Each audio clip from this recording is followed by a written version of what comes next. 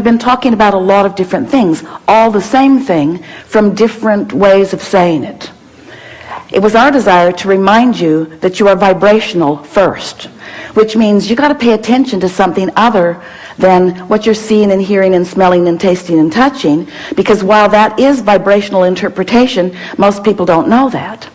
So it was necessary to help you to understand that you are emitting a vibrational signal in order to help you to understand that your signal that you are emitting is being answered all the time, and that's what equals your life experience, period. Most humans don't know that, and in many cases don't want to know that because they don't want to assume responsibility for what's coming, especially the parts they didn't want to come. Abraham, I'm sure I'm not the creator of my own reality. I would not have created that. And we say, we didn't say you did it on purpose, but you did do it. You did do it. Sounds a little blameful, doesn't it? You did do it. But when you realize that you have creative control of your experience because you have vibrational control of your experience, because you have focused control of your experience, because you have the ability to focus, then you say, all right. But then when it's hard, you say, not all right. This shouldn't be this hard. This shouldn't be this hard. And then you say something, which is the last thing we ever want to hear from you. I'm not good at this. But you are good at it. You just don't know you're good at it. You just haven't practiced being good at it in the way that really gives you the clarity, and that's really what we're going to be talking about here today. If you've been following us for a while, you've heard us say that you are the creator of your own reality, blah, blah, blah, enough of that. And that you live in a vibrational universe, blah, blah, blah, blah, blah, enough of that already. But you do, and you are. So, blah, blah, blah. So, here you are, the creator of your own reality. And life is constantly throwing things at you, isn't it? Well, it's not really like that. Life is happening around you, and you're observing, but it really isn't after you. It's not testing you. It's not challenging you. It's just being around you for you to observe. It's just this magnificent palette for you to play in. So life is happening around you, and you are participating in it through your observation, through your memory, through your awareness, through your conversation. You're participating in it. And as you are doing that, you are coming to lots of conclusions, many and every day, of what you want. Because life helps you to know what you don't want. You know what you don't want, you know what you do want, you know what you don't want, you know what you do want. It's just this wonderful variety or contrast that helps you to come to important personal conclusions. So these conclusions happen within you, and we've been calling that step one, because the variety, the contrast that surrounds you, causes you to ask for what you want, whether you use words or not. You just constantly keep coming to personal preferences. You were born like that. You've always been like that. You will never stop being like that. We want you to accept that you are like that. It's a good thing. Step one is a really, really good thing. You're asking constantly. It is the basis of the expansion of the universe. It's a wonderful thing. So you're asking, step one. Step two, not your work. That's where law of attraction and the source within you answers what you're asking for. When you emit a signal, the signal is answered. So ask, answer, ask, answer, ask, answer. But your discomfort is that there often appears to you to be quite a time gap between your asking and the universe answering. But there is not a time gap between the answer. There's just a time gap between you getting up to speed with the answer. You say, hey, Abraham, that can't be right because I want it. I'm paying attention. If it were there, I would know it. And we say, it comes in a vibrational form first. And you say, oh, so that's the catch. You're giving me something vibrational that I can't see or hear or smell or taste or touch. So you can say all day that when I ask, it is given. Write a book about it if you want, Abraham. You can say that all day, but to me it doesn't feel like it's being given. And we say that's because you're in a different frequency from what you're asking for. You have to line up with what you're asking for. In other words, when you want more money because you clearly do not have enough, when you feel frightened or bound or in trouble financially or just not satisfied, when you feel that way, you are that way. And you say, no, I feel that way because I am that way. And we say, no, you am that way because you feel that way. In other words, it works differently than you think it does, but you've been observing it for so long, you don't know which came first. But what comes first always is your vibrational countenance. And then the manifestation just matches what you feel like. So if you want more money and you feel like you don't have enough money, you can ask all day, all day, all day, every day. You can write long lists of it. But if in your belly, if in your being, if you're feeling the fear or the absence of money, then you've got a vibration going that's different from the answer that you seek. You want more money, but your vibration says, I don't have enough. And the universe says, and law of attraction answers you with what you're feeling. So a lot of our physical friends, especially in the beginning, say, well then, it doesn't seem like I can get there from there. It doesn't seem like I can get to where I want to be from where I am. Because if I am missing something that I want, and I'm aware that I'm missing this thing that I want, and in fact the reason that I'm speaking about it so clearly is because it's missing and that's why I want it, then how do I get there? And we say, you have to feel like it feels to have it. And you say, okay, then give it to me and I will. And we say, just try a little bit. Just try a little bit to not activate within yourself so often the vibration of what's missing, and focus yourself into activating the vibration of what you want. It is not as difficult as you think. So, step one is contrast causes you to ask. Step two is it is given vibrationally, so there is no gap really. Step three is you have to convince yourself there's no gap. That's the work. You got to feel it as if it is in order for it to be. And we know you balk at it, but many of you are practicing this and are finding it. Many of you are understanding the laws of the universe, and you're finding ways to focus yourself into feeling good without needing all of the evidence to be there first. Do you hear how important that is? If you don't need the evidence for what you want to be there first before you feel it, then you are able to accomplish the vibrational countenance of it before it is, which means now it must be.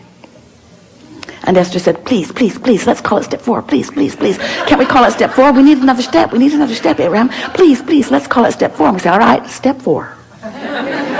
So you ask, step 1. Source answers, step 2. You allow it, step 3. But now we've been talking to you for a while. You've been keeping up with this pretty good. And we're saying to you that if you don't try so hard, if you just accept that you are naturally good-feeling beings, and when you wake up in the morning, before you start thinking about the things that you've got to do that you don't want to do, before you start remembering the injustices of yesterday or 10 years ago, before you remember that you're going to that place today to work that you really don't want to be, before your kids get up, before any of those things happen that challenge your sense of well-being, if you can get hold of that sense of well-being and just sustain it for a little bit with really general thoughts, because if you get specific, it usually doesn't work as well. Get into an attitude of appreciation and milk it for just a little bit. Law of attraction will help you out. Because law of attraction says that that which is likened to itself is drawn. And law of attraction will give you, it's not really giving it to you, it's just the way it is. It's like gravity doesn't give you attachment to the planet. It just is. So law of attraction provides for you this consistent life experience. So, to make it very clear and blunt, we like blunt, you have 17 seconds to sustain this thought and move it into something even more powerful. 17 seconds, and another thought like it joins it. And there is power, manifestational power, in that crossing that 17-second mark that most people don't know about, or when they wake up, they would make very sure that they stay there for 17 seconds. So if you find a good feeling thought, or better said, if you wake up and don't introduce a not good feeling thought, because when you wake up, there's no thought. During that time of slumber, you have stopped the momentum of all thought. That's really an important thing to understand. You don't know that mostly because you wake up and you start thinking so fast that you pick up your momentum right where you were and start it all over again. But when you slumber, momentum of thought stops. Law of attraction is suspended for you. Your point of attraction is no longer attracting. So when you wake up, you have a really good possibility of getting out of the bed on the right foot. Getting out on the right side of the bed. These are your words. We don't like them very much, but we thought you'd relate. You have a very good possibility of getting the vibration going the way you want it to go. And your best possibility is first thing in the morning. First thing in the morning, before there is any other momentum going. So we've been talking about this for a while. And Esther really listened. So she decided that she was going to wake up on that first morning and she was going to sustain her good feeling that she had awakened with. And she didn't make it until breakfast. Quite annoyed with herself, which didn't help. But the next day, she tried it again and didn't make it much past breakfast. Then she discovered that if she just wouldn't read her email, it would help. So her dominant intent became to sustain this feeling of well-being as long as I can. Just sustain it. And what she began noticing about the second week and third week and fourth week of doing that was that not only was it easy to find and maintain that frequency of feeling good, but there were all kinds of other benefits that began coming to her that these words won't give to you. You have to do it and find it yourself because words don't teach.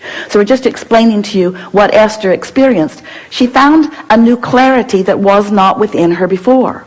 She found a sort of stable ride. She remembered Jerry's story of shock absorbers. He used to tell a story about he got a new car. He was test driving it. It was a beautiful Cadillac, and it was in San Diego. And the salesperson took him down a road that Jerry thought no nice car should ever be on. And he was amazed at the ride that that car gave him, even on a very bumpy road, because the suspension system, the shock absorbers were such that even though there were bumps in the road, he did not feel them in that car. And he used that analogy always, and it's the same analogy that we're offering to you here. When you find vibrational alignment with who you really are, and you sustain it for a period of time, what happens is you get shock absorbers. So even though the same sort of things may be happening around you, you might even see some of them, although law of attraction makes it less and less likely that you're going to participate on any personal level with anything unwanted once you begin sustaining this vibration of well-being. But the whole point of all of this, we don't want you to become so vibrationally snobbish. Esther says, I'm a vibrational snob. I like clarity and I will not accept confusion. But when you care about how you feel and you practice it until you're in this place where you are sustaining it more consistently, then you don't feel like you felt before. You know how when you first start knowing that you are the creator of your own reality, and you get feeling pretty good, and then someone says something that takes you away from your good feeling, and you think to yourself, I'm never talking to you again. I'm going to avoid you. You are a downer. But then you find yourself in a sort of state of avoidance everywhere. You can't watch television. You can't really go out in the world. You have to give your children away. You just can't barricade yourself into enough solitude to really maintain the vibration, and you give up so much by trying to do that. The benefit of alignment shouldn't have to pay the price of being a hermit. You should be able to practice your alignment until you're so good at it that you can go anywhere, be anywhere, with anyone, and maintain your vibration. And let's call that step 4. Because Esther wants to.